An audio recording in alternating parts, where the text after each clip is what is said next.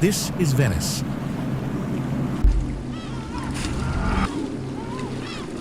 A city that is quietly sinking into the sea, while millions of tourists walk across it every single year without even noticing.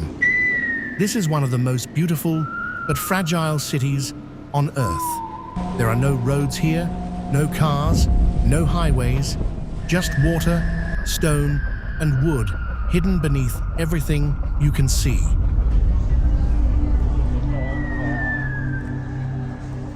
Right now, this city is sinking at a rate of nearly 2 millimeters every year, and in some seasons, the water rises so high that people wade to work through flooded squares. Yet more than 50,000 people still choose to live here, inside a maze of canals older than most nations on Earth.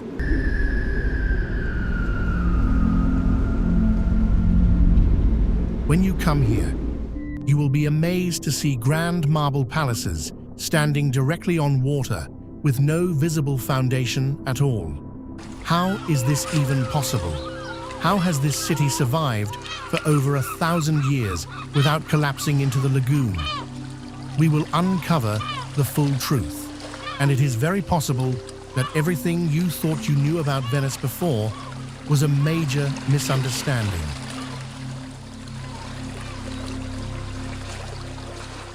Seen from above, Venice looks like it should not exist at all. It is not built on solid ground, but scattered across more than 100 small islands inside a shallow lagoon, connected by over 400 bridges and separated by more than 150 canals.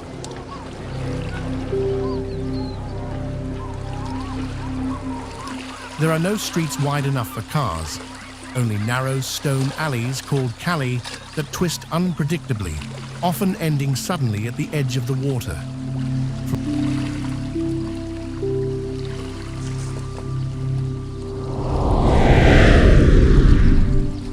From above, the city resembles a fish, its shape curling naturally around the Grand Canal, which cuts through the center like a spine. Beyond the main islands lies a chain of outer islands, each with a completely different identity. Glassmakers, fishermen, lace makers, separated by water, but bound together by centuries of shared survival. But none of this order came naturally.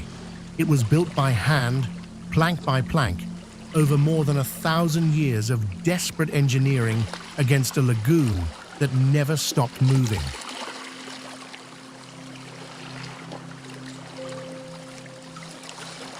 The foundations of Venice are, without exaggeration, one of the strangest secrets in architectural history.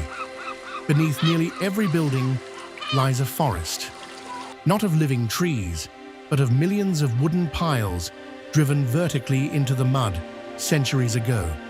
Builders drove trunks of alder and oak straight down through the soft silt until they reached a firm layer of compressed clay and sand deep below.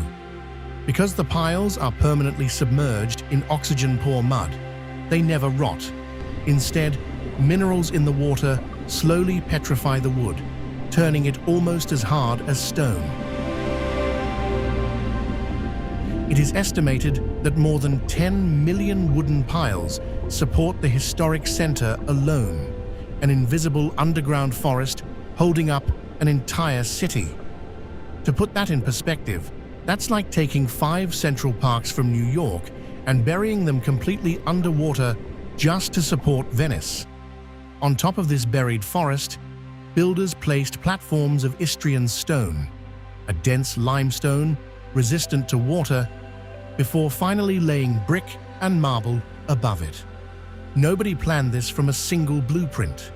It happened gradually, island by island, family by family, over generations.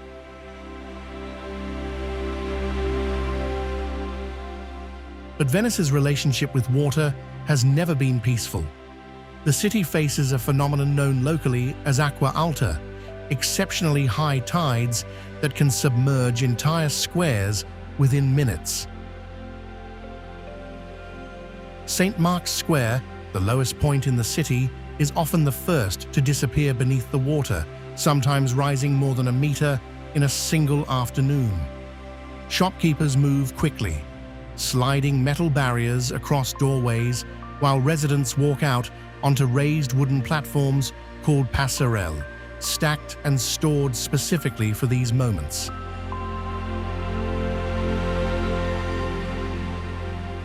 Life inside this floating city follows a rhythm that exists nowhere else on the planet. There are no cars, no motorcycles, no bicycles allowed within the historic center. Everything moves by boat or on foot. Grocery deliveries arrive by small motorboats, navigating narrow canals early each morning, stacked with crates of vegetables, bread, and bottled water. Ambulances are boats. Police patrol by boat. Even funeral processions travel by boat, black gondola-style vessels gliding silently toward the cemetery island of San Michele.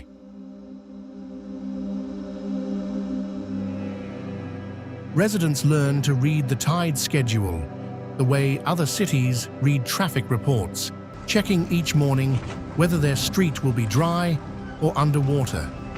Children walk to school balancing on raised platforms during flood season, treating it not as a disaster, but as an ordinary Tuesday. Yet the deepest crisis facing Venice today has little to do with the sea itself. It is the disappearance of the people who actually live there. In the 1950s, more than 175,000 residents called the historic center home. Today, that number has collapsed to under 50,000, and it continues shrinking every year. Many young Venetians simply cannot afford to stay. Housing prices have been driven upward by short-term tourist rentals, while grocery stores and pharmacies are gradually replaced by souvenir shops and mask boutiques designed purely for visitors passing through for a single afternoon.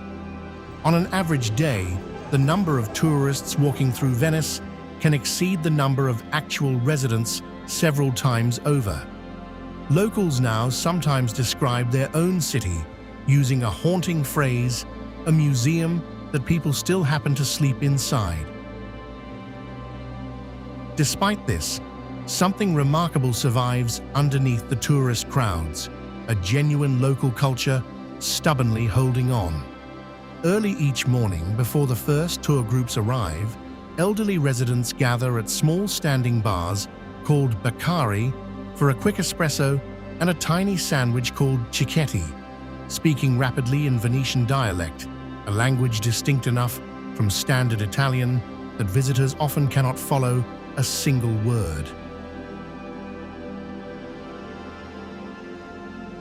Fishermen still bring their catch directly to the Rialto market at dawn, laying out sea bass, cuttlefish, and soft-shell crabs on ice exactly as their families have done for centuries.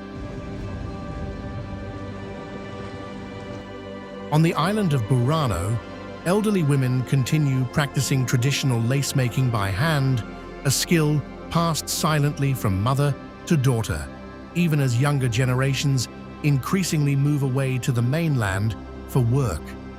Venetians have also developed a particular relationship with silence and space that outsiders rarely notice. Walk just 2 streets away from the main tourist routes, and the crowds vanish almost instantly. Laundry lines stretch between buildings above quiet canals. Cats sleep undisturbed on stone doorsteps. Elderly neighbors lean out of upper windows to speak with each other directly across narrow alleys, a habit that predates telephones by hundreds of years. In these hidden corners, Venice still feels like an actual neighborhood rather than a postcard, a place where people raise children, argue over parking for boats instead of cars, and gather for dinner exactly as families have for generations.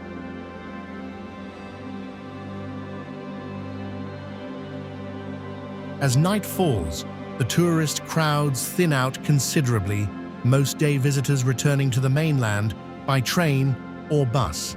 What remains